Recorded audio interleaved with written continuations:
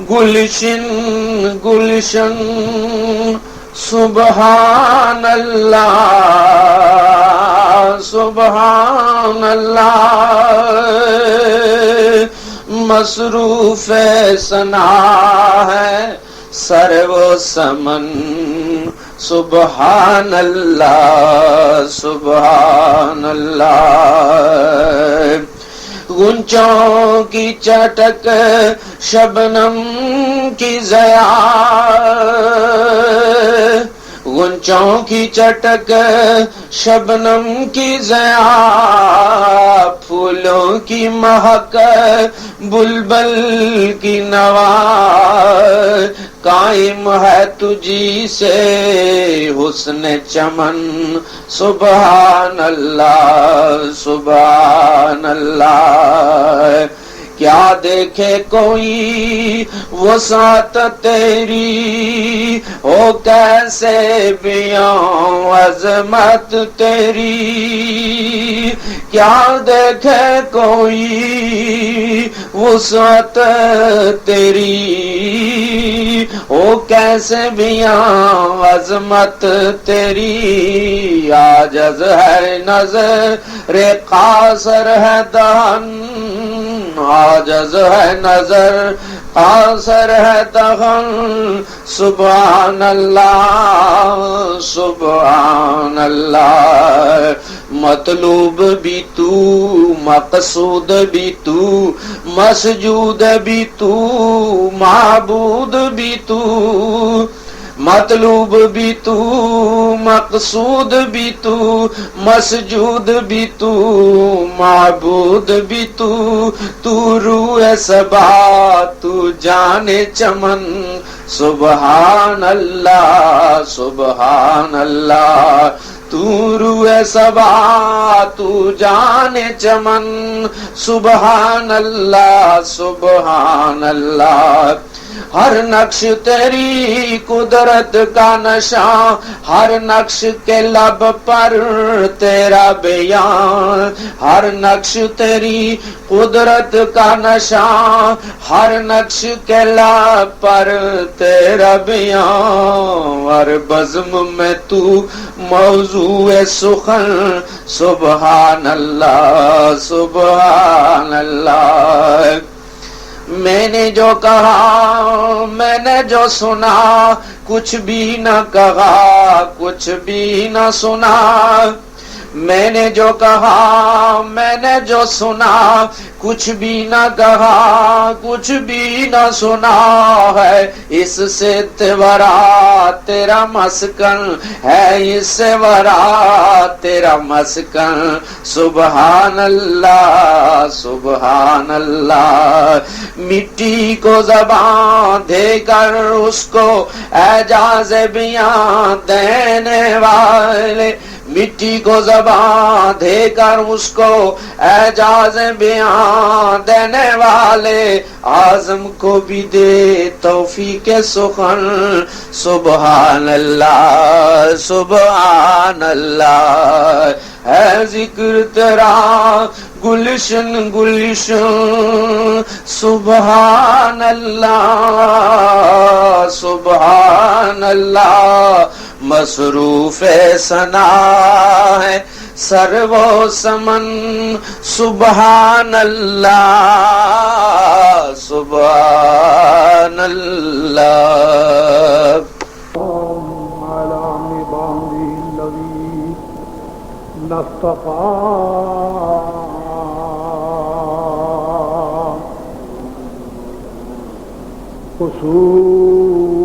خصوصا على سيدنا ومولانا المجتبى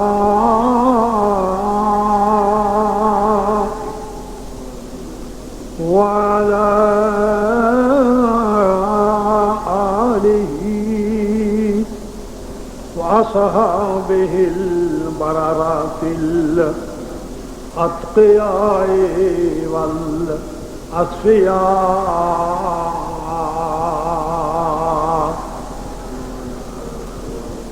أما بعد فأعوذ بالله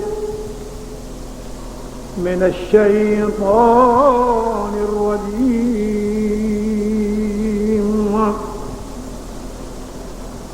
بسم الله الرحمن الرحيم.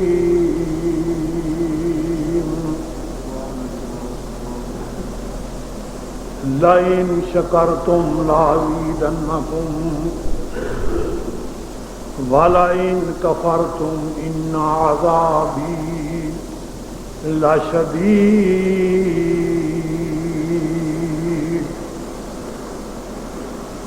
مسلمان فقیر کج کلاہے، مسلمان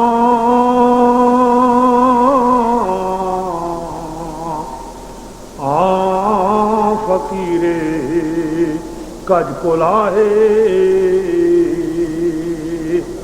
رمیدگ سینہ ہے او سوزو آہے، دلش نالد چرا نالد، دلش نالد چرا نالد، نداند نگاہ یا رسول اللہ، نگاہ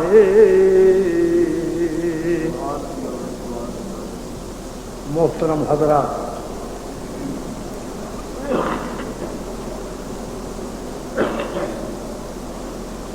قرآن پاک کی آیت جس کو تلاوت کرنے کا مجھے شرف حاصل ہوا اور آپ کو سننے کا شرف حاصل ہوا، اس آیت نے بڑے مختصر انداز میں، بڑے جامع معنی انداز میں اور بڑے ہی ذو معنی الفاظ میں یہ بتایا ہے کہ انسان کو دنیا میں کیسے رہنا چاہیے، زندگی کیسے گزارنی چاہیے۔ انسان چونکہ دنیا میں رہنے والا آرام چاہتا ہے، دولت چاہتا ہے، مال چاہتا ہے، آسائش چاہتا ہے، زندگی عیش کی چاہتا ہے۔ اللہ فرما رہے ہیں کہ اللہ کو زندگی پسند کون سی؟ اللہ نہ مال کا خلاف مخالف ہے، نہ غریبی کا حامی ہے۔ خدا یہ بھی نہیں چاہتے کہ میرے بندے غریب رہیں، اور اللہ اس سے بھی ناراض نہیں ہوتے کہ میرے بندوں کو دولت کیوں ملی۔ لیکن ایک بات اللہ کو پسند ہے، وہ یہ کہ امیر ہو کر اللہ کا شکریہ ادا کرے، اللہ کا بن کے رہے، تو وہ مال اس کے لیے رحمت ہے، باعث ثواب ہے۔ اور اگر مال و دولت حاصل کر کے بگڑ جائے، فرعون بن جائے، نمرود بن جائے، قارون بن جائے، تو وہی مال اس کے لیے وبال جان۔ نبی کریم صلی اللہ علیہ وسلم کے پاس صحابہ کی ایک پارٹی آئی اور انہوں نے عرض کیا، یا رسول اللہ، یہ دولت مند لوگ، مالدار لوگ ہم سے بڑھ گئے، ہم غریب ہیں، یہ امیر ہیں، یہ نمازیں بھی پڑھتے ہیں اور خیرات بھی کرتے ہیں۔ حضور ہم نماز تو پڑھتے ہیں مگر خیرات کرنے کے لیے ہمارے پاس کچھ نہیں۔ اب آپ فرمائیں کہ ہم ان کے ساتھ کیسے چل سکتے ہیں، ہم ان کے ساتھ برابری کیسے کریں؟ یہ ہے مالدار، ان کے پاس ہے دولت، یہ تو کرتے ہیں خیرات اور ساتھ ہی پڑھتے ہیں نمازیں روزے، اور ہم نماز روزہ تو کرتے ہیں مگر خیرات نہیں کر سکتے۔ آپ فرمائیں کہ ہم اس کا علاج کیا کریں؟ نبی کریم صلی اللہ علیہ وسلم نے فرمایا کہ جاؤ اور جا کے تم ہر نماز کے بعد، ہر فرض نماز کے بعد 33 بار سبحان اللہ، 33 بار سبحان اللہ اور 33 بار الحمدللہ اور 34 بار اللہ اکبر، 100 بار یہ پڑھ لیا کرو، تم ان کے برابر ہو جاؤ۔ مسئلہ حل ہو گیا۔ صحابی خوش ہو گئے کہ حضور نے علاج بتا دیا ہے، وہ لاکھوں روپے کا خرچ کریں گے، ہم یہ وظیفہ کریں گے اور برابر ہو جائیں گے۔ لیکن جب امیروں کو اس کی اطلاع ہوئی، امیر صحابہ کو اس کی اطلاع ملی کہ یہ غریب صحابہ تو حضور کے دربار سے ایک وظیفہ لے آئے ہیں جو پڑھتے ہیں اور ثواب بہت ہوتا ہے، انہوں نے کہا ہم کیوں نہ پڑھیں؟ انہوں نے پڑھنا شروع کر دیا، امیروں نے پڑھنا شروع کر دیا۔ اب غریب صحابہ کو پھر حضور کے پاس حاضر کو عرض کرنے کا موقع ملا کہ یا رسول اللہ ہم کیا کریں؟ وہ اب یہ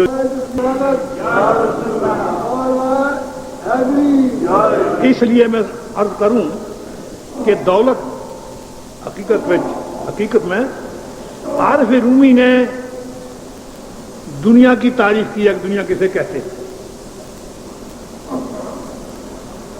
عارف رومی اپنے وقت کا بہت بڑا خدا کا مقبول بندہ گزرا ہے۔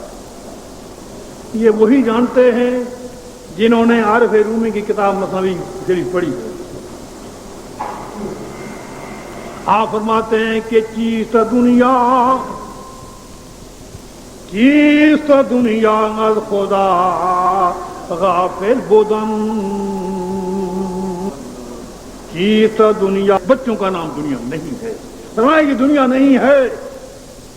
چیست دنیا از خدا غافل بودن، دنیا نام ہے اللہ سے غافل ہو جانے کا۔ اللہ سے غافل ہو گیا، غریب ہے تو امیر ہے تو اللہ سے غافل ہونے والا قرآن نے کہا کہ لا تلہکم اموالکم ولا اولادکم عن ذکر اللہ۔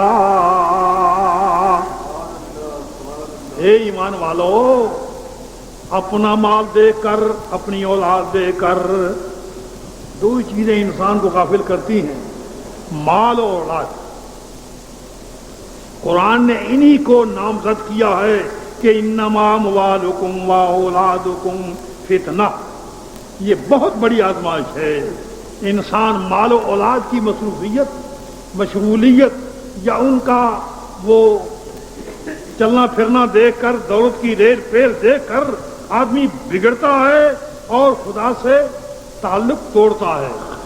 قرآن کہتا لا تلہکم اموالکم ولا اولادکم عن ذکر اللہ۔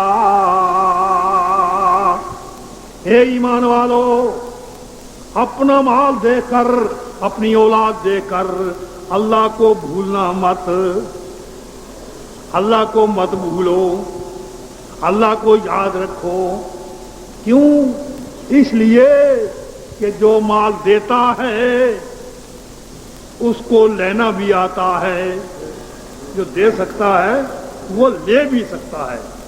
اگر ہمارا یہ عقیدہ ہے کہ خدا جس کو چاہے دے سکتا ہے، یہ عقیدہ سب کا ہے کہ جس کو چاہے دے سکتا ہے، یہ بھی عقیدہ رکھو کہ جب چاہے لے بھی سکتا ہے۔ اس لیے فرمایا کہ من یفعل ذلک فاولئک هم الخاسرون۔ جو مال و اولاد کی محبت میں خدا کو بھول گیا، خدا کو چھوڑ گیا، اللہ فرماتے ہیں فاولئک هم الخاسرون، وہ نرا خسارے میں ہے، گھاٹے میں ہے، اس نے دنیا سے کوئی نفع حاصل نہیں کیا، وہ خسارہ پا گیا۔ یہ ہے قرآن کی آیت۔ اسی کے مطابق ایک پرانی واقعہ بھی ہے، پرانی واقعہ نبی کریم صلی اللہ علیہ وسلم کا ایک صحابی ہے، نام ہے اس کا ثعلبہ۔ ثعلبہ نامی صحابی بڑا غریب، بے حد مفلس۔ ایک دن بیچارہ تنگی معاش سے مجبور ہو کر حضور کی خدمت میں حاضر ہوا اور عرض کیا، یا رسول اللہ، آپ کا غلام ہوں، پڑھ چکا ہوں لا الہ الا اللہ محمد رسول اللہ، مگر حضور فاقہ مستی ہے اور کھانے کو کچھ نہیں مل رہا، بھوک کا شکار ہوں اور بچے بھوکے ہیں، خود بھوکا ہوں، حضور میرے لیے دعا فرمائیے کہ اللہ مجھے مال دے۔ یہ آپ کو پتا ہے کہ نبی کریم صلی اللہ علیہ وسلم نے ساری زندگی دنیا کے مال کے لیے اپنے لیے کبھی دعا نہیں کی، اور آپ کا حال یہی تھا کہ قدموں میں ڈھیر اشرفیوں کا، قدموں میں ڈھیر اشرفیوں کا لگا ہوا، اور اپنا یہ حال کہ پیٹ پہ پتھر بندھا ہوا۔ میرے آقا کی زندگی کا یہ نمونہ ہے۔ غزوہ خندق کھودی جا رہی ہے، غزوہ خندق کھودی جا رہی ہے۔ ایک صحابی آتے ہیں اور کرتے ہیں، یا رسول اللہ، بھوکا مر گیا ہوں، آنتیں مجبور کر رہی ہیں، پیٹ پر پتھر ہے بندھا ہوا ہے، اور حضور فرمایا گھبراؤ مت، اگر تیرے پیٹ پر ایک پتھر ہے تو تیرے پیغمبر کے پیٹ پر 2 پتھر ہیں۔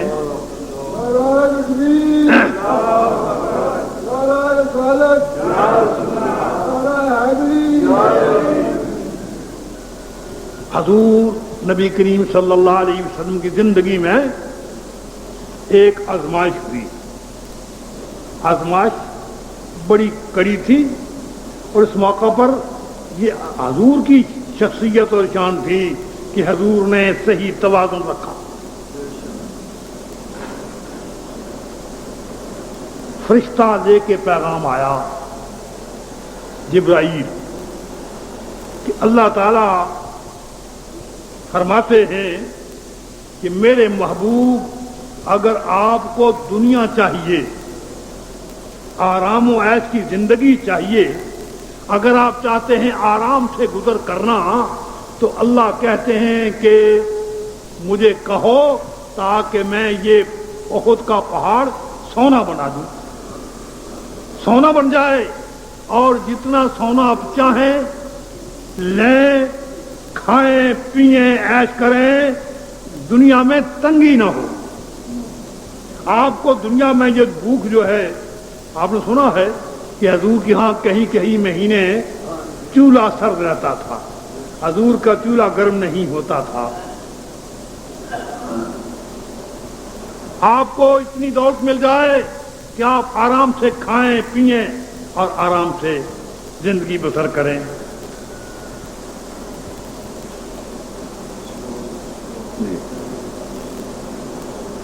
تو میرے آقا نے جواب دیا، وہ ہم سب کو، یہ بھی آپ کو بھی دل پر لکھنا چاہیے۔ دنیا کے چاہنے والے، دولت پر لٹو ہو جانے والے، مر مٹنے والے، مسلمان کلمہ پڑھنے والے، لا الہ الا اللہ محمد رسول اللہ، اپنے آقا کا جواب سننے کے بعد دلوں پر سے لکھیں۔ حضور نے کیا فرمایا؟ حضور خدا پیغام بھیج رہے ہیں کہ دنیا چاہو تو سونا بنا دو پہاڑ۔ حضور کیا فرماتے ہیں؟ حضور فرماتے ہیں کہ جبرائیل، اللہ سے عرض کرنا کہ اے اللہ، تیرا بندہ محمد صلی اللہ علیہ وسلم دنیا نہیں چاہتا، تیرے بندے کو دنیا کی ضرورت نہیں ہے، تیرا بندہ دنیا نہیں چاہتا، کیا چاہتا ہے؟ بندہ کیا چاہتا ہے؟ فرمایا بندہ یہ چاہتا ہے کہ اے اللہ ایک وقت بھوکا رہوں اور بھوکا رہ کے تیری بھیجی ہوئی مصیبت پر صبر کروں۔ کون ہے ایسا کہنے والا؟ آج کا مولوی، آج کا پیر، آج کا صوفی، کیا کبھی ہم نے دعا کی ہے کہ اے اللہ مجھے ایک وقت بھوکا رکھ تاکہ میں بھوکا رہ کے تیری مصیبت پر صبر کروں؟ کبھی کسی نے دعا کی؟ سب یہی دعا کرتے ہیں یا اللہ دے، لیکن میرے آقا کی دعا یہ ہے کہ یا اللہ ایک وقت بھوکا رہوں اور بھوکا رہ کے تیری بھیجی ہوئی مصیبت پر صبر کروں۔ یا اللہ ایک وقت کھاؤں اور کھا کے تیری نعمت کا شکریہ ادا کروں۔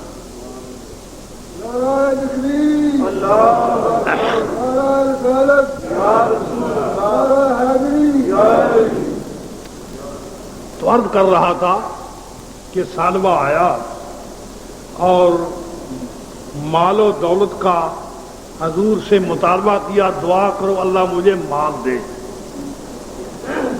حضور نے فرمایا سالبہ خدا سے دنیا نہ مانگ، خدا سے دین مانگ، دنیا نہ مانگ۔ خدا کو دنیا پسند نہیں ہے، اللہ سے دین مانگ، قیامت مانگ، اللہ سے دنیا نہ مانگ۔ جب انسان کی قسمت الٹ جاتی ہے، انسان کے نصیب پھر جاتے ہیں، وقت سو جاتے ہیں، پھر اس کو برائی اور بلائی میں تمیز نہیں رہتی، اچھے برے کی اسے پہچان نہیں رہتی۔ سالبہ کے نصیب الٹ گئے۔ سالبہ نے کہا یا رسول اللہ دنیا ہوگی تو دین ہوگا، بھوکے کا دین ایمان نہیں ہوتا۔ آج بھی یہی کہتے ہیں کہ بھوکے آدمی کا ایمان برقرار نہیں رہتا۔ یہی بات سالبہ نے کہی کہ حضور روٹی کھانے کو ملے گی تو دین بھی قائم رہے گا، بھوک ہوتے دین بھی قائم نہیں رہتا۔ وقت مبارک تھا، نبی کریم صلی اللہ علیہ وسلم نے ہاتھ اٹھائے اور ہاتھ فرمایا کہ اللہم زد فی مال سالبہ، اللہم زد فی مال سالبہ، اے اللہ سالبہ کے مال کو بڑھا، اے اللہ سالبہ کے مال کو زیادہ کر، اے اللہ سالبہ کے مال میں بہتات پیدا کر، اے اللہ اتنا مال دے اس کو کہ یہ مالا مال ہو جائے۔ دعا ہو رسول اللہ کی۔ اللہ، اب سالبہ کی زندگی میں انقلاب آیا، ایسا انقلاب آیا کہ سالبہ رکھی ہوئی تھی بکریاں، بکریاں اتنی پھلی بڑی کہ پورا ریوڑ بن گیا، اجڑ بن گیا بکریوں کا، اور اجڑ نے زیادتی کی تو سالبہ کے دین میں کمی آ گئی۔ مال زیادہ ہوتا ہے تو دین میں کمی آتی ہے۔ اللہ ماشاء اللہ ایسے لوگ بھی ہیں جو مال ہوتے ہوئے بھی دین کو برقرار رکھیں، ورنہ عام طور پر یہ ہے کہ مال آیا، دنیا آئی تو دین میں کمی آ گئی۔ کمی یہ ہوئی کہ بیچارہ سارا دن رہے بکریوں کے ساتھ، کیونکہ بکریاں بہت تھیں، جنگل میں چلا جائے، دن بعد جنگل میں رہے اور بکریاں چراتا رہے، اور نمازیں دو جو ہیں وہ جماعت سے غائب ہو گئی، اور جماعت بھی رسول اللہ کی، رسول اللہ کی جماعت سے رہ جانا، معروم ہو جانا، یہ انتہائی بدقسمتی تھی۔ دو نمازیں نہیں غائب ہوئیں، بلکہ یوں کہو کہ سالبہ کے ایمان میں بھی اتنی کمی آ گئی، ایمان میں کمی ہوتی گئی اور بکریوں کی محبت بڑھتی گئی۔ وقت آیا کہ مدینہ کے جنگلوں میں بکریاں چرانے کے لیے گنجائش نہ رہی، اور دور بکریاں لے گیا. بکریاں چرانی تھی، رکھی ہوئی تھی، دور لے گیا. اب بکریاں تو دور لے گیا، لیکن اب حضور کے ساتھ 5 وقت کی جماعت غائب ہو گئی، دور چلا گیا. آپ 5 وقت نماز تو پڑھے، لیکن حضور کی جماعت سے نہ پڑھے، حضور کے ساتھ مل کر نہ پڑھے، حضور کے دیدار سے معلوم ہو گیا بکریوں کی محبت بڑھتی گئی اور اس دین کی محبت گھٹتی گئی. وقت آیا کہ نبی کریم صلی اللہ علیہ وسلم نے اپنا ایک بھیجا عامل، زکوٰۃ وصول کرنے والا مزکی، کہ جاؤ اور جا کے صالبہ کو کہو کہ مال کی زکوٰۃ نکالے.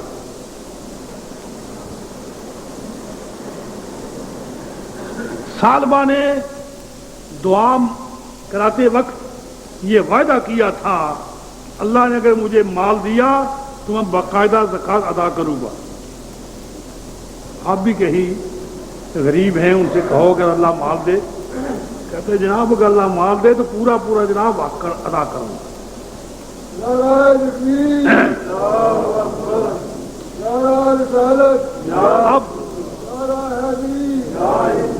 اب رسول اللہ صلی اللہ علیہ وسلم نے آدمی بھیجا کہ جاؤ اور جا کے صالبہ سے کہو کہ بکریوں کا حساب کرے اور جتنی بکریاں حساب کی زکوٰۃ میں بنتی ہیں وہ زکوٰۃ ادا کرے.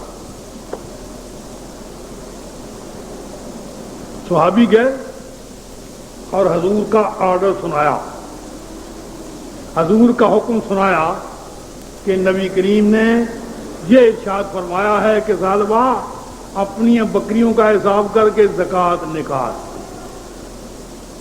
زکوٰۃ کا نام سننا تھا کہ صالبہ کو خوشی آ گئی، یا اللہ میرا اتنا مال گھٹ جائے گا، اتنی میری بکریاں جو ہیں میرے زیور سے نکل جائیں گی، مال میرا گھٹ جائے گا. اللہ، بکریوں کی محبت نے ایسا مبہوت کیا، ایسا دماغ پر جناب اثر کیا کہ بے ساختہ کہہ گیا کہ رسول اللہ نے مجھ پر ٹیکس لگایا ہے، میں یہ ٹیکس ادا نہیں کر سکتا. انکار کر گیا. آپ جانتے ہیں کہ جو آدمی کسی فرض کا انکار کرے، نہ کرنا الگ بات ہے، ایک آدمی نماز نہ پڑھے اسے گنہگار کہیں گے، لیکن ایک آدمی کہے کہ نماز فرض ہی نہیں ہے وہ کافر ہو جاتا ہے. اسی طرح سے زکوٰۃ کا انکار کرنے والا ادا نہ کرے تو گنہگار ہے، لیکن اگر زکوٰۃ کا انکار کر دے، ادا نہیں کرتا، تو اس کے معنی یہ ہے وہ کافر ہو گیا. صالبہ نے انکار کر دیا، صالبہ زکوٰۃ سے کر گیا انکار، اور صحابی یہ انکار کا جواب لے کر واپس رسول اللہ صلی اللہ علیہ وسلم کی بارگاہ عالیہ میں پہنچے. حضور نے پوچھا کیا لائے؟ کہا یا رسول اللہ صالبہ زکوٰۃ سے انکاری، وہ زکوٰۃ دینا نہیں چاہتا، وہ کہتا ہے یہ ٹیکس ہے، میں یہ ٹیکس ادا نہیں کر سکتا. اللہ، میرے آقا کی زبان سے بے ساختہ نکل گیا کہ قد نافق صالبہ، قد نافق صالبہ، صالبہ آج کے بعد منافق ہو گیا، اب مسلمان نہیں رہا، اب ہو گیا منافق.